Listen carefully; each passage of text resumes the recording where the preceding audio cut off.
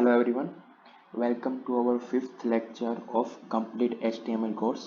और इस लेक्चर में हम बात करने वाले हैं सिमेंटिक HTML के बारे में। तो सबसे पहले हम बात करते हैं कि सिमेंटिक HTML क्या होता है। तो सिमेंटिक HTML में हम जब वेबसाइट बनाते हैं तो वेबसाइट के अंदर हम HTML के टैग उस तरह यूज़ करते हैं कि जिससे हमें उसका मीनिंग पता चले, कि मतलब कि हम जो टैग यूज़ कर रहे हैं और कंटेंट डिफाइन करने के लिए जो टैग यूज़ कर रहे हैं वो कंटेंट क्या है वो टैग से हमें पता चल जाता है। ठीक है, तो ये डेवलपर के लिए भी बहुत इम्पोर्टेंट है और ब्राउज़र के लिए भी बहुत इम्पोर्टेंट है। डेवलपर के लिए ये इम्पोर्टेंट है बिकॉज जब डेवलपर कोई वेब पेज बनाता है तब जब वो कंटेंट ऐड करता है, डेटा ऐड करता है, तो वो समझ सकता है कि ये डेटा है वो कोई आर्टिकल है और ये डेटा है वो हेडर है, ये डेटा है वो फुटर है।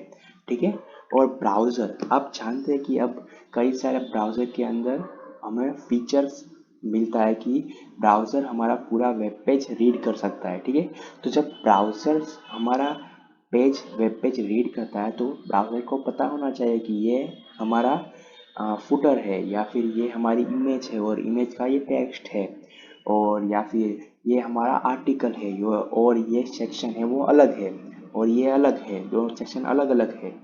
सो इसलिए हम सिमेंटिक HTML का यूज़ करते हैं कि जिससे ब्राउज़र को पता चल सके कि जो टैग है वो टैग क्यों यूज़ हुए हैं, मतलब कि इसके अंदर जो डेटा है वो डेटा कौन से डेटा रिप्रेजेंट करते हैं, आर्टिकल है या फिर कोई फिगर है, ये सब बताने के लिए ब्राउज़र को, क्योंकि ब्राउज़र खुद नहीं समझ सकता कि ये कौन सा डेटा है, इसलिए हमें बताना पड़ता है।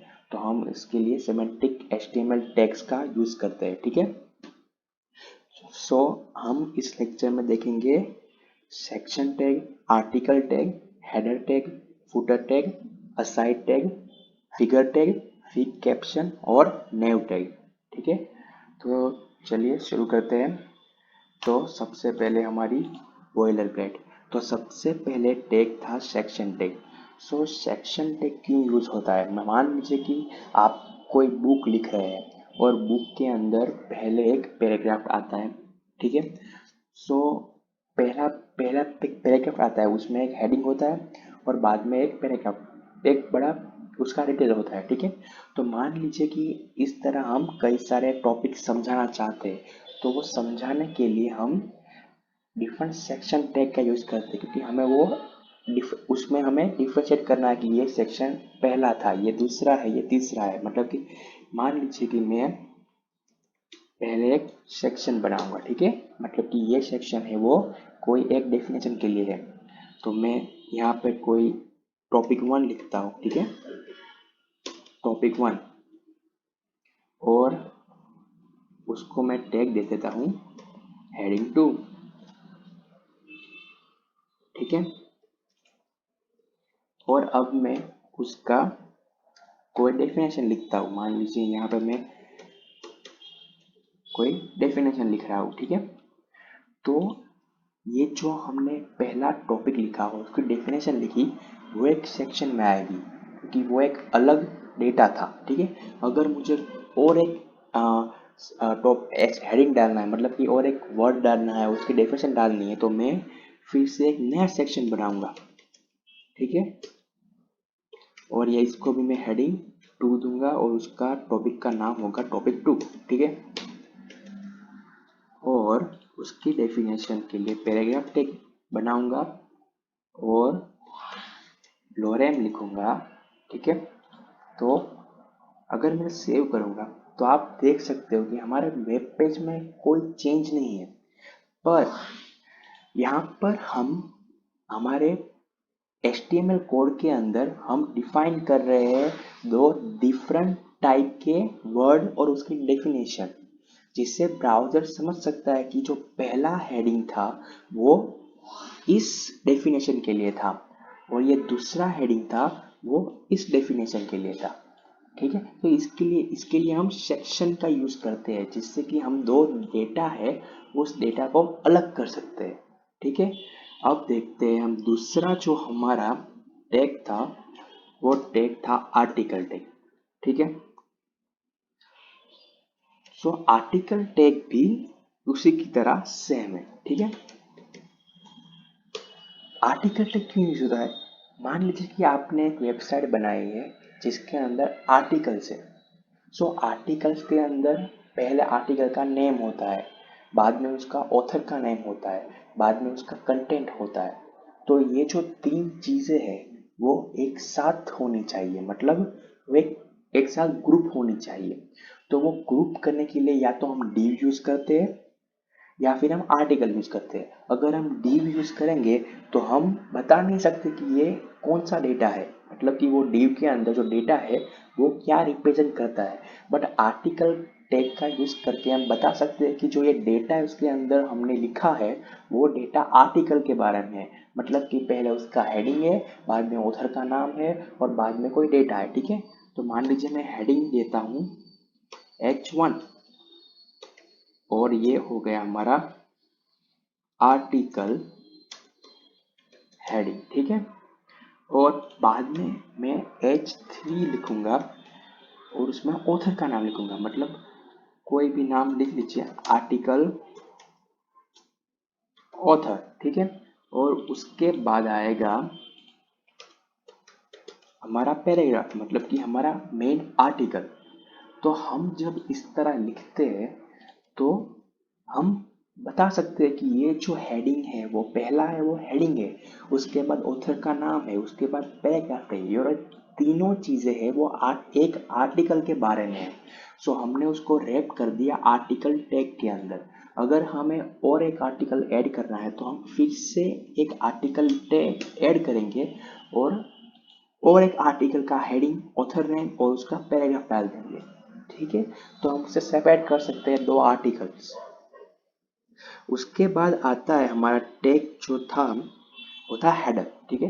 तो हेडर क्यों यूज होता है? मान लीजिए कि आप एक वेबसाइट बना रहे हैं और उस वेबसाइट के अंदर सबसे पहले आप क्या डालेंगे? सबसे पहले होगा आपका ब्रांड नेम, ठीक है। उसके बाद होगा आपका लोगो, उसके बाद होगा आपका कोई सेंटेंस, जो कंपनी ब्रांड सेंटेंस होता है वो। तो ये सब चीज़ें हम जब ऐड करते हैं तो वो हम हेडर के अंदर ऐड करते हैं, क्योंकि वो हमारा पेज का हेडिंग है, वो हमारा मेन पेज है, ठीक है। तो इसके लिए हम हेडर टैग का यूज़ करते हैं। तो हेडर टैग में भी हम सिर्फ डिफाइन कर देते हैं हेडर टैग, और उसके अंदर जो डेटा है वो हमारे इंट्रोडक्शन पेज के अंदर आता है। मतलब कि इंट्रोडक्शन मतलब हमारा वेबसाइट का नाम, हमारी ब्रांड का नाम, हमारा लोगो, ये सब इंट्रोडक्शन के अंदर आता है। तो ये सारी चीज़ हम ऐड करते हैं हेडर टैग के अंदर, ठीक है। तो मान लीजिए कि यहाँ पर मैं अपना ब्रांड नेम लिखता हूँ H1 में, ठीक है। और ब्रांड नेम आएगा, ठीक है। तो ये ब्रांड नेम है। बाद में आप मान लीजिए कि आप कोई स्लोगन लिख रहे हैं, उसके नीचे ब्रांड के नीचे कोई स्लोगन लिख रहे हैं, मान लीजिए सिंपल एंड बेस्ट। तो ये सब चीजें वो हेडर के अंदर आती है। हम डिफाइन करते हैं H1 टैग और पैराग्राफ टैग, बट जब ब्राउजर रीड करता है तो उसे पता चलता है कि जो हेडर के अंदर जो H1 टैग है वो टैग हमारी वेबसाइट का नाम है, या फिर पैराग्राफ टैग है वो हमारे ब्रांड की कोई लाइन है, और ब्राउजर अपने आप समझ जाता है, ठीक है। इसी तरह जिस तरह हेडर है उसी तरह आता है फुटर। सो फुटर में क्या होता है? जब हम वेबसाइट बनाते हैं तो फुटर के अंदर हम कई सारी चीज़ें ऐड करते हैं। मान लीजिए कि आपने कोई वेबसाइट बनाई है, उसमें कोई डिज़ाइन यूज़ की है, या फिर आप आपकी ब्रांड है तो उसका कोई कॉपीराइट होगा, तो उसके बारे में जो इन्फॉर्मेशन होती है, कॉपीराइट के बारे में इन्फॉर्मेशन होती है, वो इन्फॉर्मेशन हम फुटर में डालते हैं। सो पहली इन्फॉर्मेशन हम डालते हैं कॉपीराइट्स के बारे में।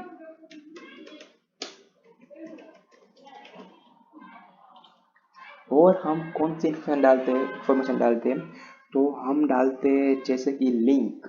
मान लीजिए कि आपका कोई इंस्टाग्राम अकाउंट है जो आप अपने यूज़र को कहना चाहते हैं कि फॉलो करें, या फिर आपकी कोई यूट्यूब चैनल है जो आप चाहते हैं कि यूज़र फॉलो करें, तो उसके बारे में हम यहाँ पर फुटर के अंदर डिटेल्स डालते हैं कि जिससे यूज़र वहाँ जा सके और हमारे ब्रांड के बारे में और भी समझ सके। तो सोशल मीडिया,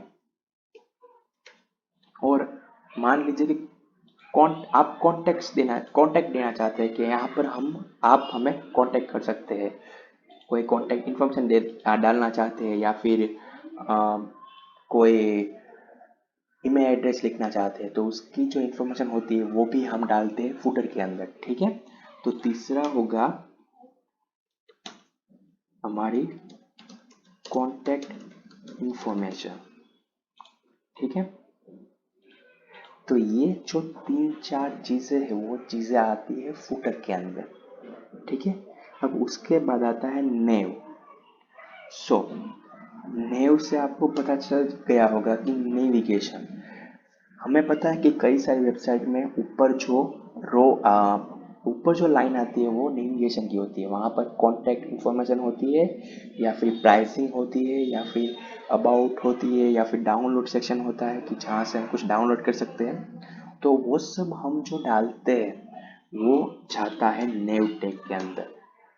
वो सारी जो इन्फॉर्मेशन है वो इन्फॉर्मेशन जाती है नेव टैग के अंदर। मान लीजिए कि मैं अपनी वेबसाइट के अंदर अलग अलग लैंग्वेज सिखा रहा हूँ, तो जो अलग अलग लैंग्वेजेस है उनकी जो लिंक होती है वो सारी लिंक जाती है नेवटेक के अंदर।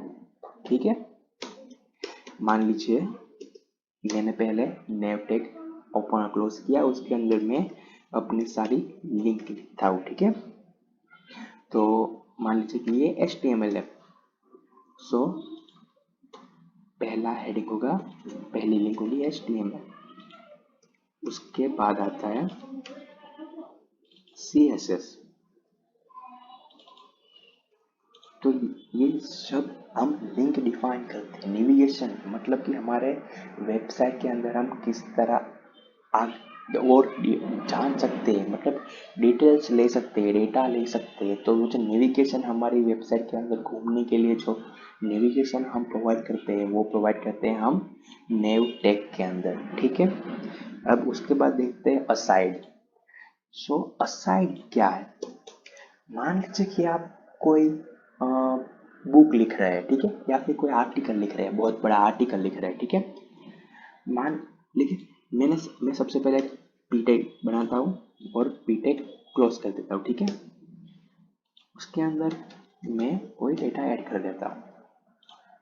तो ये जो आर्टिकल मैंने लिखा, मान लीजिए कि इस आर्टिकल के अंदर कोई एक वर्ड है जिसकी मैं डेफिनेशन देना चाहता हूँ, तो मैं यूज करता हूँ असाइड। जो कोई डेफिनेशन देने के लिए कि जो डेफिनेशन हमारे मेन कंटेंट के लिए नहीं है, बट उसको ज़्यादा समझने के लिए वो है। मतलब कि आ, आपको पता है कि कोई कई बार जो वर्ड होते हैं वो हमें पता होता है, बट कई यूजर को नहीं पता होता। तो वो वर्ड जब कोई इंसान वो वर्ड पढ़ता है तो उसे उसके बारे में कुछ जानना हो तो हम असाइड टैग, मान लीजिए कि ब्राउजर के अंदर ब्राउजर आपका आर्टिकल रीड कर रहा है। ठीक है, तो वो जब पूरा आर्टिकल रीड करेगा और उसके बाद नया आर्टिकल या नया पैराग्राफ शुरू करेगा, उससे पहले वो असाइड मतलब वहाँ वो अटकेगा, और बाद में वो असाइड के अंदर जो हमने वर्ड डिफाइन किया होगा, मान लीजिए कि मैं लोअर में लिखता हूँ वर्ड। ठीक है, और उसको टैग दे देता हूँ H3, उसके अंदर लिखता हूँ मैं वर्ड और उसकी मैं डेफिनेशन दे देता हूँ। ठीक है, अब इसे सेव कर देता हूँ।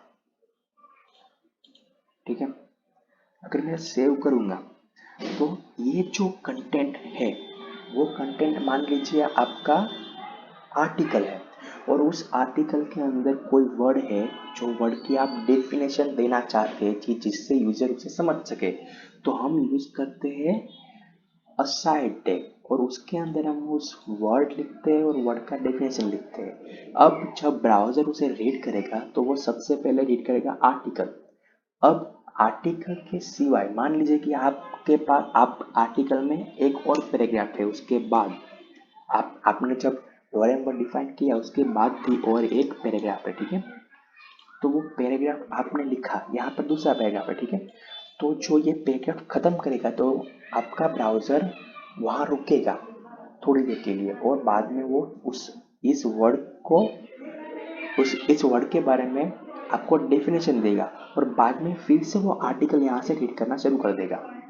ठीक है, तो इस हमें ब्राउज़र को बताना पड़ता है कि ये जो डेटा हमने डाला था वर्ड की डेफिनेशन, वो हमारा आर्टिकल नहीं है, बट आर्टिकल के बारे में कुछ इन्फॉर्मेशन है जो शायद यूजर पढ़ना चाहता है, तो उसके लिए हम असाइड टैग का यूज करते हैं। ठीक है, ओके। तो अब हम आगे बढ़ते हैं और अब देखते हैं figure tag. So figure tag क्यों यूज होता है? मान लीजिए कि आपका कोई बुक है, उसके बुक के बारे में आपकी वेबसाइट है और उसके अंदर आप कोई इमेज ऐड कर रहे हैं। ठीक है, तो इमेज के नीचे आपको पता है कि आप कोई टेक्स्ट ऐड करते हैं कि ये इमेज 1945 में खींची गई थी, इसके बारे में है या इस व्यक्ति ने खींची थी।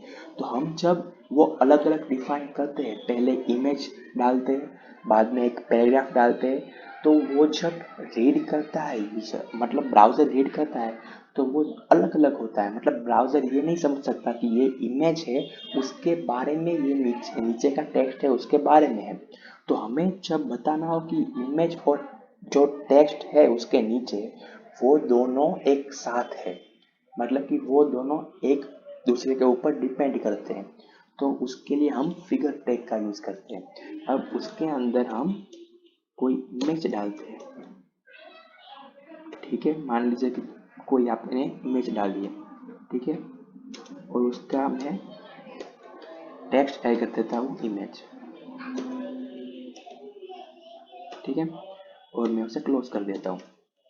अब उसके नीचे जब इमेज के बारे में हम कोई डेटा डालते हैं, मतलब कि इस साल में खींची है, इसके बारे में है और इस व्यक्ति ने खींची थी, तो हमें जब वो डेटा डालने हो तो हम यूज करते हैं फिग कैप्शन, मतलब फिगर का कैप्शन, फिगर के बारे में डेटा। और उसके अंदर हम लिखते हैं कि ये फोटो थी, वो किसी इंसान ने या फिर कोई फोटोग्राफर ने खींची थी यार, इस साल में खींची थी। तो ऐसा डेटा डालने के लिए हम यूज करते हैं फिगर। ठीक, तो उसके अंदर क्या करते हैं हम, मान लीजिए कि ईयर था 1735। ठीक है, तो फिगर के अंदर हम सबसे पहले डिफाइन करते हैं हमारी इमेज, उसके बाद हम डिफाइन करते हैं उसका डेटा। यहाँ पर मैंने इमेज की लिंक अपलोड नहीं की इसलिए वहाँ पर टेक्स्ट आ गया, और उसके नीचे ही जो इमेज के नीचे हमने जो फिग कैप्शन डाला था वो आ गया। ठीक है, तो अब हम ये जो हम टैग डिफाइन करते हैं फिगर टैग, तो फिगर टैग से ब्राउज़र समझ सकता है कि ये जो फिगर टैग है उसके अंदर जो पहली इमेज है उसके बारे में ये जो फिग कैप्शन है वो बता रहा है। मतलब कि ये जो डेटा फिग कैप्शन के अंदर हमने लिखा है वो इमेज के बारे में है।